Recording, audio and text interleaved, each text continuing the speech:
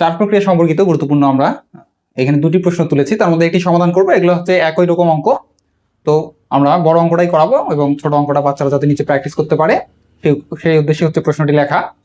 তো আমরা আসি প্রশ্নটাতে। বলছে 5টি গরু ও 8টি ছাগলের মূল্য একত্রে 6,25,800 টাকা।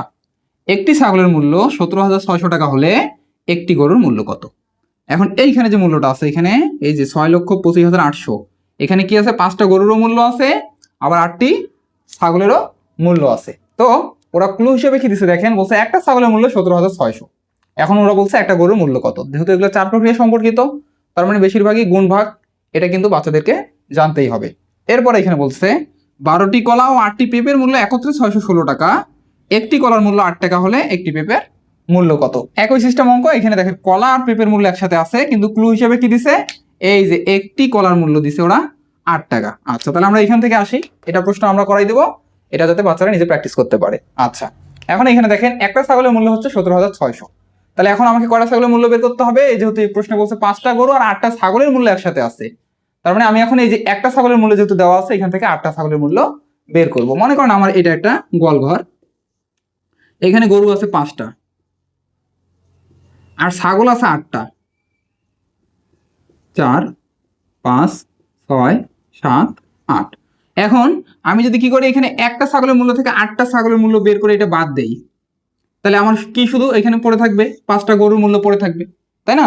এখন 5টা গরুর মূল্য যদি আমি বের করতে পারি, সেখান থেকে যদি আমি ভাগ করি, তাহলে একটা গরুর মূল্য বের হয়ে আসবে। এই হচ্ছে আমাদের অঙ্ক করার টেকনিক। তার মানে একটা আছে এখানে ছাগলের মূল্য, এখান থেকে আমরা 8টা ছাগলের মূল্য বের করব, মোট যে দামটা আছে এখান থেকে আমরা 8টা ছাগলের মূল্য বাদ দেব, তাহলে আমার 5টা গরুর দাম থাকবে। এই 5টা গরুর দাম থেকে আমরা যদি ভাগ করি, তাহলে একটা গরুর দাম বের হয়ে আসবে। এটা হচ্ছে কনসেপ্ট। তাহলে এখন আমরা আসি সমাধানে আসি।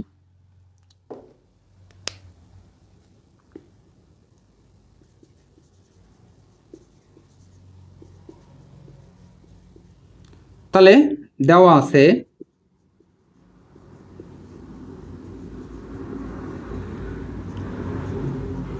একটি ছাগলের মূল্য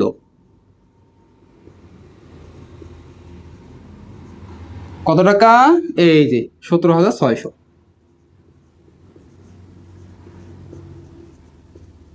এখন বাচ্চা যেন কনফিউজ না হয়, ও আসলে কয়টা ছাগলের মূল্য বের করবে, প্রশ্ন এখানে যত থাকবে তত। হ্যাঁ, তাহলে যেহেতু এখানে 8টা ছাগলের কথা বলছে, এই জন্য কি এই যে 8টি ছাগলের মূল্য। ওখানে যদি বলতো যে 5টি গরু আর 5টি ছাগলের মূল্য একত্রে, তাহলে এখানেও 5টা ছাগলের মূল্য পরে বের করতো। তাহলে উপরে হচ্ছে একটা ছাগলের মূল্য, নিচে 8টা ছাগলের মূল্য, অবশ্যই এখানে কি হবে? গুণ হবে। তাহলে এই জন্য 17,600 গুণন 8 টাকা। এখানে যদি একটা সংখ্যা দিয়ে গুণ, রাফ করতে হচ্ছে না। এই যে 800, আবার 800, 6 48 8, হাতে 4, 7 56 আর হাতে 4 আছে, তাহলে হইলো 57, 58, 59, 60। 60 শূন্য, হাতে 6, 8 একে 8 আর হাতে 6 আছে, এক দিয়ে হচ্ছে 14। তাহলে 800, 800, 6 48 8, হাতে থাকলো 4, 7 56, 56 আর ওই যে হাতে 4 আছে, তাহলে কত হলো? 60 56 4 60, হাতে থাকলে বা 6, 8 একে 8 আর 6 14। তার মানে সংখ্যাটা কত হলো? 1,40,800 টাকা। এটা কয়টা ছাগলের মূল্য? 8টা। তাহলে এখানে তো একসাথে আছে মূল্যটা। তাহলে 5টি গরু ও 8টি ছাগলের মূল্য কত টাকা? 6,25,800। 6,25,800 টাকা।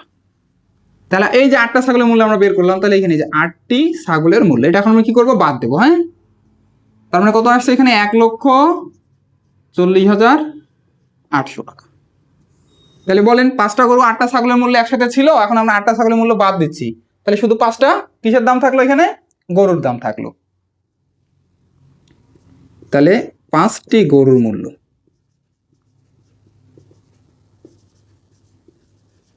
কত টাকা হচ্ছে? তাহলে বিয়োগ করি। 0 0 0 0 0 0 8 8, আবারও 0 0 আছে 5, 4 আছে 2 মিলাইতে হবে, তার মানে এটা 12। তাহলে কত হচ্ছে? 8, হাতে থাকলো 1, এটা হলো 2, 2 আছে 6 মিলাইতে হবে 4। এই তো, তার মানে এখানে হচ্ছে 4,85,000 টাকা। এটা কয়টা গরুর মূল্য? 5টা গরুর মূল্য। তো 5টা গরুর মূল্য যদি 4,85,000 হয়, একটার বের করতে গেলে কি করতে হবে? ভাগ করতে হবে। অতএব একটি গরুর মূল্য কত হচ্ছে? 4,85,000। এই যে ভাগ কত? 5 টাকা। যেহেতু একটা সংখ্যা দিয়ে ভাগ, রাফ না দেখালেও হবে, তবে রাফ দেখালে ভালো, সমস্যা নাই। আমি সরাসরি করে দিচ্ছি। এখানে এই যে 5 আছে আর এখানে 48, 48 ধরতে হবে। তাহলে 5-এর ঘর নামাতে পুরো 48-এর কাছে আছে, রাফটা দেখায় এখানে, তাহলে সুবিধা হবে। 5 48,000, সরি 4 8 5 1 2 3। তাহলে 3টা শূন্যের হিসাব বাদ দেই, আমি এমনি ছোট ভাগটা করি, তাহলেই হয়ে যাচ্ছে। 485, তার মানে 5 লং 45, এখানে 3 5, 5 সাথে 35। এখানে 3টা শূন্য আছে, এই যে 3টা শূন্য মার্ক করে এখানে বসবে। আর যদি করতে চাই ভাগ, তাহলে এখানে শূন্য নামাতে হবে, আবার 5 দিয়ে গুণ করতে হবে, আবার শূন্য নামবে, এভাবে এইদিকে আসবে আর কি। হ্যাঁ, তো যাই হোক, 3টা শূন্য যেহেতু আছে, যে শেষে 3টা শূন্য, তার মানে 5 97 485, আর 3টা শূন্য আছে, 3টা শূন্য, তাহলে কত হচ্ছে? 97,000 টাকা। ঠিক আছে, তার মানে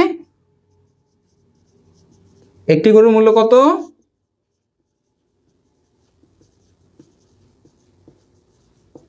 97,000 টাকা। অবশ্যই গুরুত্বপূর্ণ অঙ্ক। হ্যাঁ, যেহেতু 4 প্রক্রিয়া সম্পর্কিত অঙ্ক আসবে, বৃত্তি পরীক্ষায় আসতে পারে। এটাই হচ্ছে এর উত্তর। তাহলে এই অঙ্কটা এইভাবে সমাধান করতে হবে। হ্যাঁ, এখানে দেখেন 12টি কলা ও 8টি পেঁপের মূল্য একত্রে 616।